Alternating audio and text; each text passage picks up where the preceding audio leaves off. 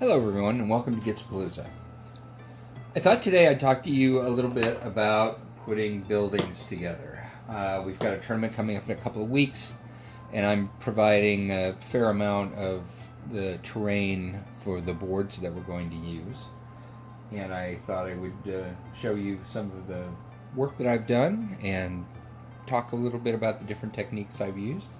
Maybe give you guys some ideas. I thought I'd start out with these. These TRE gates are the very first things that I ever put together. Maybe I'll lay one down, leave one standing. These are kind of typical bright red to brilliant orange. It's quite common in Japan. You see these quite a bit. These are done with an airbrush. You can tell especially the blends I try to put in. I don't know if it's really weathering, but it's a little bit of color transition from the dark under here around the joints. But these are pretty clean, pretty straightforward. Nothing fancy about them. I added the little plaques. This would carry the name of the shrine originally. Oftentimes they're in what looks like a picture frame, with it's kind of a three-dimensional frame where the edges actually stick out a little bit, and that's what those little lines are supposed to be representing, is to make it look a little bit more like a picture frame.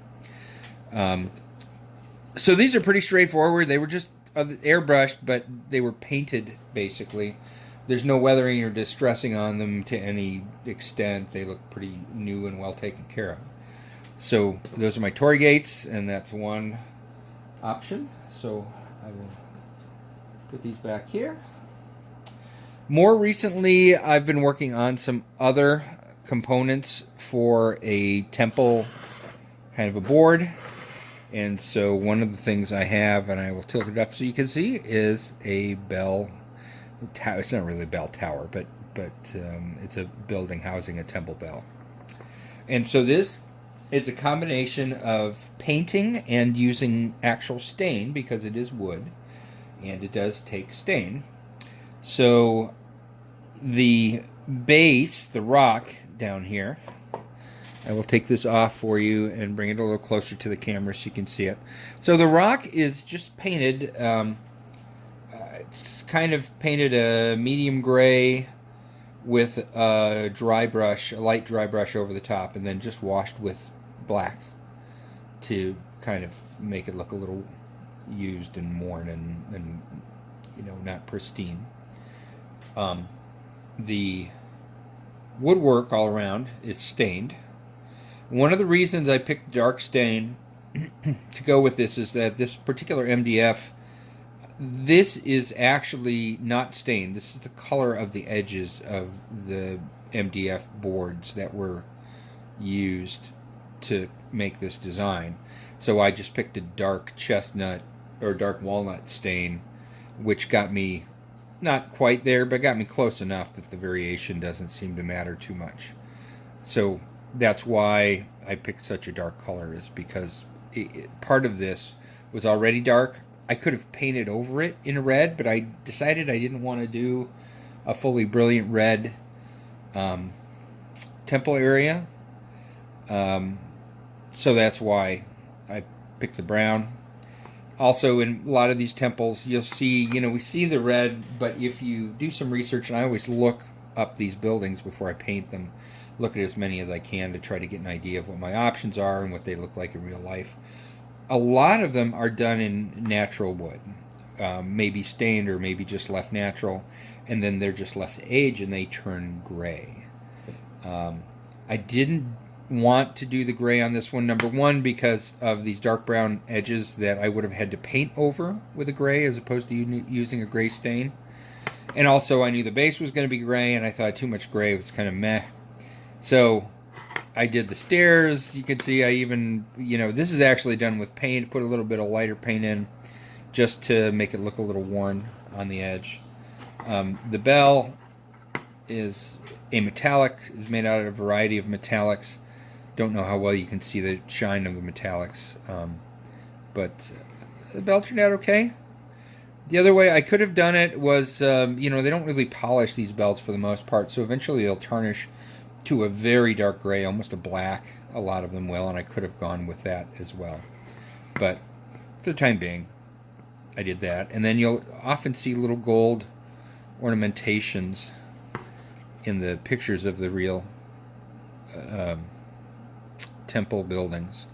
So again, I just painted the tips of these. And I also, if you look at the roof, I don't know if you can see, but the tips of that, the top bar there are painted as well. Now the roof I originally painted black, or stained black I should say, and it was black. It was really dark. And I didn't like it. It looked kind of artificial. It didn't look very natural to have this just black thing.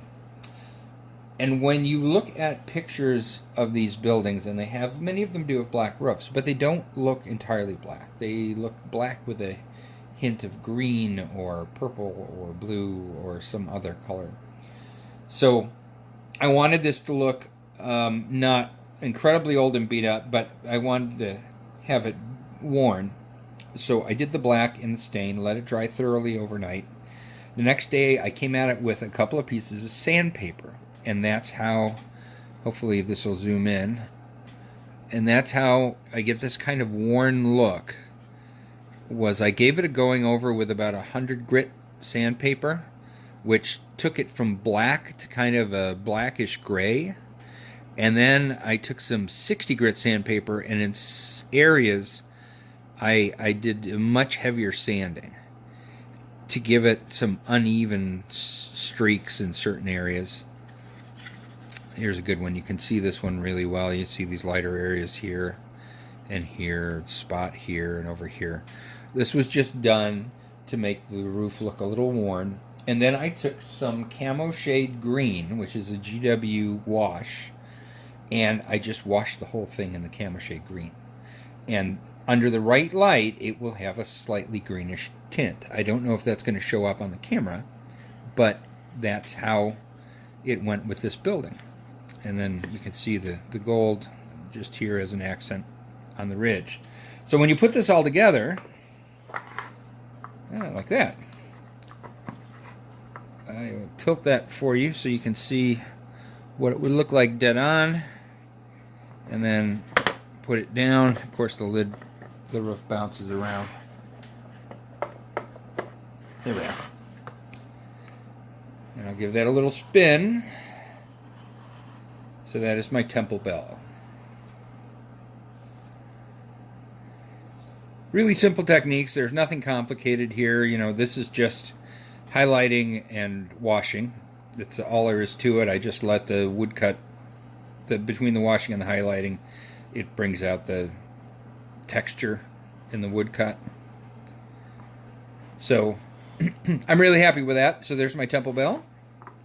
Give you one last look from the side, except the roof. I don't have the roof permanently on in case we run around inside of it, which is why the roof keeps moving. I should make some little registration pins or something so I can easily drop it in place. So that's another one of the buildings I have that I just finished up. Next one to go along with the temple set is a temizuya, which is a place of ritual washing or purification. And I will once again lift it up for you. So same general theme. It's got this dark colored wood, so it matches the bell. And it has a concrete base, just like a bell. Different kind of stonework, but it does have stonework. And then a black roof. And again, this was a black roof that was stained originally. Was very dark, very black. And then I just molested it with sandpaper. Though you can see in this one, I actually did some damage to some of the roof timbers, which is what I wanted to do, to make them, again, look older and not quite as well treated. This was black as well, so I did the same thing. I just took the sandpaper, scratched it up, and then I washed all of the black with the same Camo Shade Green. And in the right light, it has a slightly greenish tinge.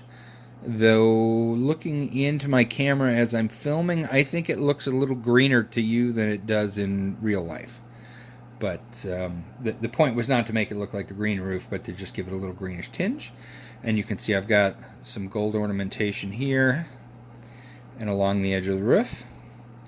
And then if we look at the building itself, and we look down inside, so this would be water. Usually there would be water flowing out of a pipe going through the middle. And then you have these long ladles, and you would use these ladles to wash your hands or whatever.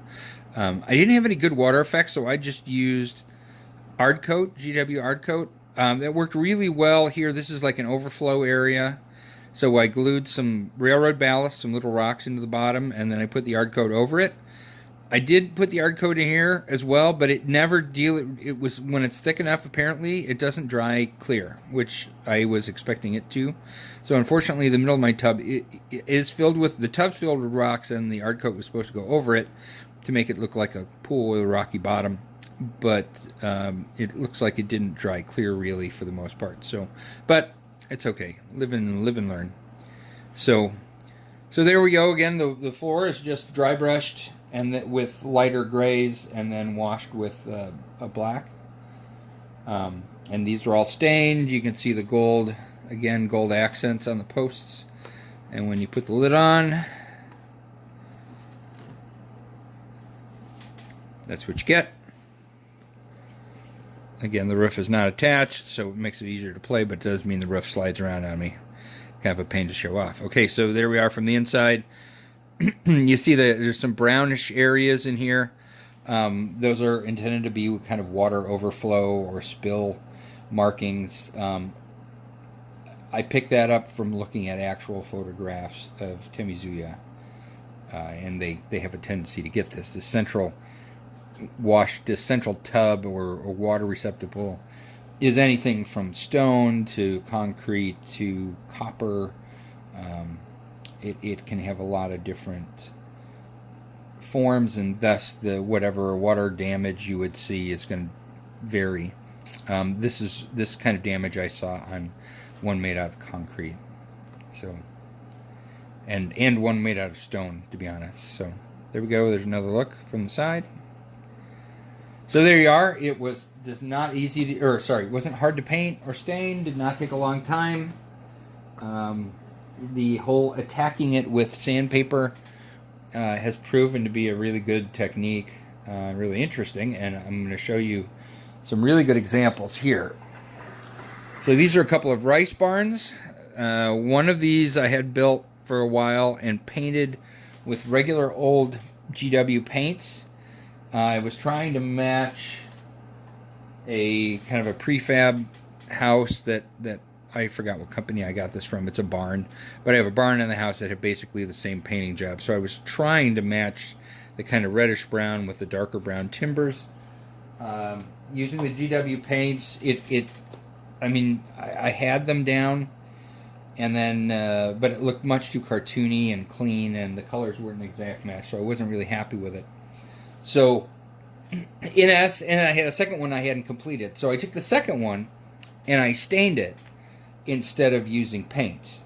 But same idea. I used my ebony, which is my black stain, and a walnut stain, and I added a little bit of ebony to the walnut in order to get the darker timbers. And then I have a reddish cherry stain, and I added that to the walnut in order to get the color. And I'll be honest, I can't remember for sure. I think this is the one that was stained and this is the one that was painted, and they're not exactly the same, but they are reasonably close. I think on the table, even close to each other, nobody's going to care that much, and certainly if they're in different parts of a table setup, that nobody's going to worry about them. But all I did really to make these come alive was to attack them when they were straight painted or straight stained. Especially the one that was straight stained, I did a bad job on the staining. But I just attacked them with sandpaper of a couple of different grits, 100 to just kind of smooth out the main areas and make them look a little worn and tamp the color down a little bit. And then I came in with a heavier bit of sandpaper to really put some wear in specific areas. And of course now around the bases they're all thinned out. If I wanted to, if I thought those little highlights from the wood underneath were a little too much, I could come back in with one of the stains and just touch them up a little bit with a brush, and put a little color back into those areas.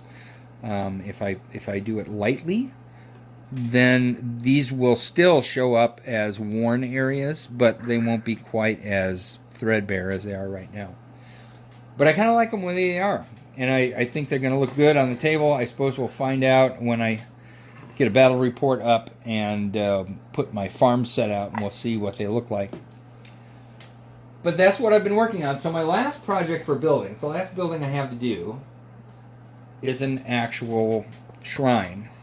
Now it's interesting. The MDF these especially were made out of, these panels on the top of the roof and on the side, were really hard. They were kind of shiny. They were a little bit darker brown, so it was hard to get them to take the stain, which is why the staining job I did on the one I did yesterday was I think turned out so badly. Is I had to just soak the things in stain and use the stain almost like a paint.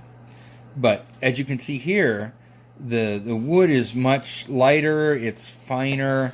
It's going to behave much more like wood than that's clearly not MDF. That's wood.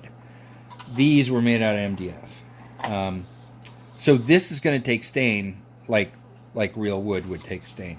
So I'm kind of excited about doing this because I think I found the picture of the original temple that this model is based out of, and it is gray. The whole temple is gray. It was built and then let age naturally, at least on the outside.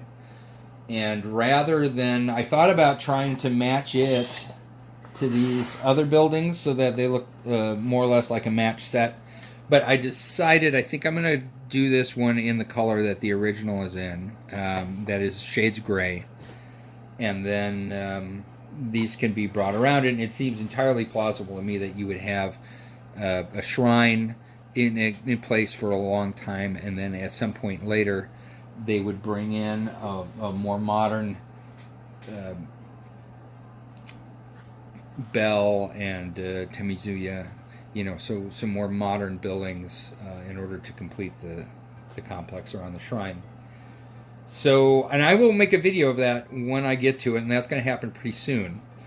But kind of as a primer for that project, I thought I would show you guys all the stuff I've been working on and the different techniques I used. This one's actually missing a Torii gate.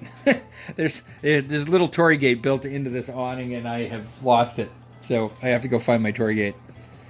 But so there you go. There's a whole bunch of different buildings I've been working on, how I've done them generally, and maybe that'll give you some ideas and whet your appetite for the video to come where we tackle this beast right here and see what we can do. Thanks. Have a great day, and thanks for watching.